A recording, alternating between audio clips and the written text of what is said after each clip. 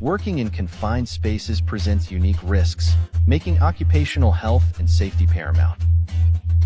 Proper planning, preparation, and adherence to safety protocols are essential to prevent accidents and ensure worker well-being. Here are the top 10 tips to ensure safety when working in confined spaces. 1. Conduct a comprehensive risk assessment. Before entering a confined space, a thorough risk assessment must be performed to identify potential hazards. These may include toxic gases, low oxygen levels, flammable substances, and physical hazards such as unstable structures or confined movement spaces. Risk assessments help create tailored safety plans to mitigate these dangers. Be sure to see our videos on hazard identification and risk assessments. Links in the video description. 2. Obtain proper permits and authorization. Entry into confined spaces often requires special permits. These permits ensure that proper precautions have been taken and necessary approvals have been granted. Compliance with local regulations and workplace policies is essential for legal and operational safety. 3. Provide specialized training. Workers and supervisors must undergo comprehensive training specific to confined space work. Training should cover hazard identification, emergency response procedures, and the proper use of safety equipment. Regular refresher training ensures ongoing competence. 4. Use appropriate personal protective equipment, PPE.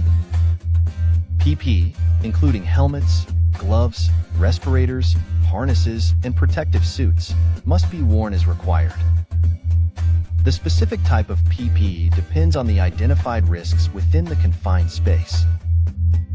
Proper inspection and maintenance of PPE are equally important. 5. Ensure adequate ventilation. Confined spaces may have poor air circulation, which can lead to the buildup of toxic gases or oxygen deficiency. Mechanical ventilation systems, such as fans or air blowers, must ensure a continuous supply of fresh air. 6. Monitor atmospheric conditions continuously. Using calibrated gas detectors, workers must monitor the atmosphere for toxic gases, explosive substances, and oxygen levels. Continuous monitoring ensures immediate detection of hazardous changes in air quality, allowing timely evacuation if necessary. 7. Maintain clear communication. Reliable communication systems must be established between workers inside the confined space and those stationed outside. Communication tools, such as radios or signal lines, ensure coordination and quick response in emergencies. 8. Develop and rehearse emergency response plans. Emergency response plans must be clearly defined, practiced, and regularly reviewed. Workers should be familiar with evacuation routes, first aid procedures, and rescue operations. A well-rehearsed plan can save lives during critical situations. 9. Assign a competent standby attendant. A trained standby attendant should always remain outside the confined space to monitor the workers, maintain communication, and initiate rescue operations if required. The attendant should never leave their post while workers are inside. 10. Avoid lone working. Working alone in confined spaces is highly discouraged. A buddy system or team-based approach ensures that immediate assistance is available in emergencies. Lone working increases risks and delays response times in critical situations. Additional safety measures, equipment maintenance. Ensure that all tools and equipment used inside confined spaces are well maintained and inspected before use. Regular drills. Conduct routine safety drills to reinforce knowledge and prepare workers for real emergencies. Health checks.